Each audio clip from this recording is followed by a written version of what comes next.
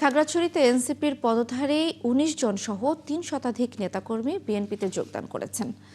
সোমবার শহরের আদালত সড়কে জেলা বিএনপির কার্যালয়ে এক যোগদান অনুষ্ঠানের আয়োজন হয়।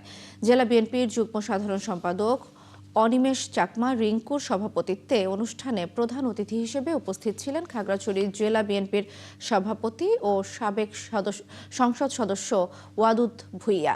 এ সময় তিনি নবাগত নেতাকর্মীদের স্বাগত জানিয়ে বলেন, পাহাড়ে শান্তি, সম্প্রীতি ও গণতন্ত্র পুনরুদ্ধারে বিএনপি ঐক্যবদ্ধভাবে কাজ করে যাচ্ছে। নবাগত নেতাকর্মীরা আগামী জাতীয় সংসদ নির্বাচনে বিএনপি ও বিএনপির মনোনীত প্রার্থীর পক্ষে ঐক্যবদ্ধভাবে কাজ করার অঙ্গীকার ব্যক্ত করেন।